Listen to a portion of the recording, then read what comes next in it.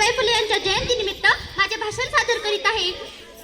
आयुष्य वेचले स्त्रियांच्या शिक्षणासाठी, आयुष्य वेचले स्त्रियांच्या शिक्षणासाठी, झटत राहिल्या समाजाच्या सेवेसाठी, झटत राहिल्या समाजाच्या सेवेसाठी.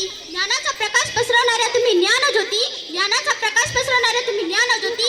वंदन करते मनोभावी तुम्हाला कोटी कोटी कोटी कोटी. ज्ञानबंदीच्या साखळदंडांनी जेरबंद झालेल्या महिलांना ज्ञान संवर्धनाची आशादायी पहाट प्रदान करणाऱ्या क्रांतिज्योती सावित्रीबाई फुले यांची आज जयंती. या देशातील समस्त महिलांना शिक्षणाचा तिसरा डोळा प्रदान करणारी ही ज्ञानमाता अर्थातच विद्येची खरी स्फूर्ती नाही का? धर्माच्या नावाखाली समस्त भारतीय स्त्रियांचे भावविश्व नाकारणाऱ्या व्यवस्थेविरुद्धचा बुलंद आवाज म्हणजे सावित्रीबाई. ती धारदार तलवार होती, ती धारदार तलवार होती. ती स्त्री शिक्षणाचा अंगार होती, ती स्त्री शिक्षणाचा अंगार होती. ती प्रेरणा होती, ती स्फूर्ती होती, ती प्रेरणा होती, ती स्फूर्ती होती. ती विद्येचा अलंकार होती, ती विद्येचा अलंकार होती. ती अशी स्त्री होती जी कधी समाजाच्या भीतीने डगमगली नव्हती. ती अशी स्त्री होती जी कधी समाजाच्या भीतीने डगमगली नव्हती. ती लढत होती, ती जगत होती, ती लढत होती, ती जगत होती. जगण्यासोबत लाखो हजारो स्त्रियांचे भविष्य घडवत होती, लाखो हजारो स्त्रियांचे ती भविष्य घडवत होती. ती नवपर्वांची दिशा होती, ती स्त्रियांचा सन्मान होती. होय ती सावित्रीच होती, होय ती सावित्रीच होती, होय ती सावित्रीच होती. अहो, ज्या काळात मुलगी जन्माला येणं म्हणजेच पाप समजलं जायचं आणि ती जन्माला आल्यावर 9-10 वर्षाची असतानाच तिचा विवाह तिच्यापेक्षा 20-30 वर्षाने मोठा म्हणजेच एखाद्या वृद्ध व्यक्तीशी केला जायचा आणि तिला लग्न म्हणजे काय हे समजायच्या अगोदरच ती विधवा व्हायची आणि तिला सती बनून जावं लागायचं. असा भयंकर काळ होता तो. अहो, त्या काळामध्ये मुलींना स्त्रियांना शिकण्याचा कोणताही अधिकार नव्हता. त्या काळात खरं तर वैदिक काळापासूनच स्त्रियांना देवीची उपमा दिली गेली आहे. परंतु स्त्रीला देवी, दुर्गा, सरस्वती, लक्ष्मी या रूपात पाहणारे भारतीय मात्र स्त्री शिक्षणाच्या विचारांपासून कोसो दूर होते. एवढंच नव्हे तर त्या काळातील स्त्रियांना अबला नारी समजलं जायचं. कारण त्या काळातील कर्मठ लोकांना माहीत होते की जर ही अबला नारी सबला झाली तर कर्मठ लोकांचा तबला वाजवल्याशिवाय राहणार नाही. अशा या अंधकारमय जगात 3 जानेवारी 1831 रोजी सातारा जिल्ह्यातील खंडाळा तालुक्यातील नायगाव येथे सावित्रीबाई फुले एका वाघिणीचा जन्म झाला आणि ती वाघीण म्हणजे क्रांतिज्योती सावित्रीबाई फुले. सावित्रीबाई फुले हे नाव ऐकताच आपल्या डोळ्यासमोर जे उभं राहतं ते त्यांचं सुंदर असं प्रतिबिंब. सावित्रीबाईंनी आपलं अख्खं आयुष्य स्त्री शिक्षणासाठी, समाजसेवेसाठी आणि स्त्रीमुक्तीसाठी घालवलं. सावित्रीबाईंचा विवाह देखील रूढी परंपरेनुसार अवघ्या वयाच्या 9व्या वर्षी ज्योतिरावांसोबत झाला होता. त्यावेळी त्या निरक्षर होत्या, त्यांना लिहिता वाचता येत नव्हतं, परंतु त्यांच्या मनामध्ये इच्छा असायची शिकण्याची. त्या एकदा ज्योतिरावांसोबत बाजारात गेल्या होत्या. तेव्हा तिथे जिलेबी खात असताना त्यांना एक ख्रिश्चन व्यापारी भेटला. त्या ख्रिश्चन गृहस्थाने त्यांना एक ख्रिश्चन चरित्र नावाचा ग्रंथ भेट दिला.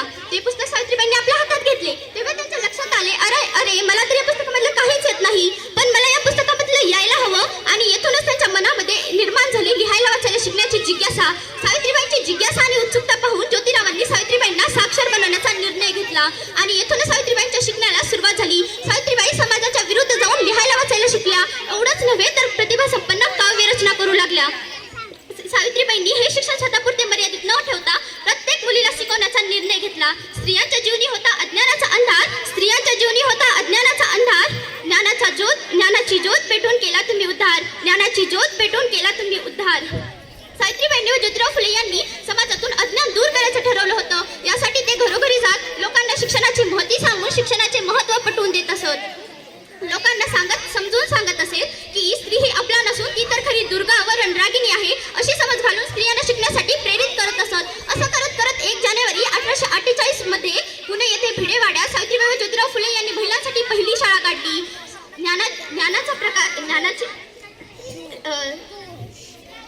ज्ञानाचा प्रकाश साकारणारी, ज्ञानाच्या प्रकाशाने आयुष्य उजळवणारी, ज्ञानाच्या प्रकाशाने आयुष्य उजळवणारी, स्त्री शिक्षण समाजसेवेचे व्रत साकारणारी, स्त्री शिक्षण समाजसेवेचे व्रत साकारणारी. स्त्रियांच्या जीवनात तू एक नवीन पहाट झाली, स्त्रियांच्या जीवनात तू एक नवीन पहाट झाली. ज्योतिरावांची सावित्री ज्ञानमय वाट झाली, ज्योतिरावांची सावित्री ज्ञानमय वाट झाली. परंतु हा प्रवास तितका सोपा नव्हता.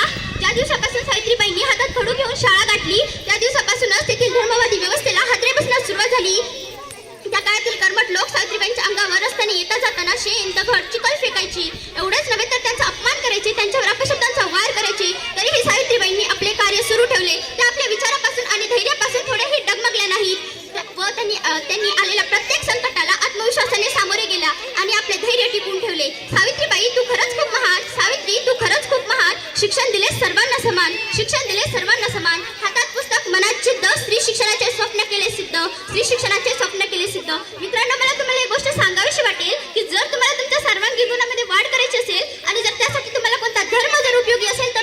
विद्याधर्म. कारण विद्या देणारा आणि विद्या घेणारा यांना एकत्रित करून बनतो तो चांगला माणूस असतो. कारण विद्या देणारा धैर्यशील आणि घेणारा शक्तिशाली व शहाणा बनत असो असं मला वाटतं. सावित्रीबाईंनी जर ज्ञानाची उपासना केली नसती तर आज महिलांची अवस्था कशी असती या कल्पनेने अंगावर शहारे येतात. समाज नातेवाईक कोणीही पाठीशी नसताना सावित्रीबाईंनी ज्योतिराव फुले यांच्या खांद्याला खांदा लावून समाज परिवर्तनाची लढाई अखेरच्या श्वासापर्यंत लढली आणि ही लढाई लढत असताना आलेली प्रत्येक संकटे त्यांनी यशस्वीपणे परतवून लावली. खरं सांगायचं म्हणजे सावित्रीबाईंच्या संघर्षामुळेच आपल्या जीवनात एक नवी पहाट उगवली. याचा भान सुद्धा उच्च शिक्षित महिलांना देखील असल्याचं दिसून येत नाही. शिक्षित महिलांना देखील उच्चमानाची सावित्री आपला आदर्श वाटतो. परंतु ज्या समाजाला आपली प्रेरणास्थानेच माहीत नसतात तो समाज कायम मानसिक गुलामगिरीत राहत असतो. अंधार वाटेवरून जात असताना सावित्रीबाई फुले यांनी दिलेल्या प्रकाशावरून जाणणे हीच या काळाची खरी गरज आहे.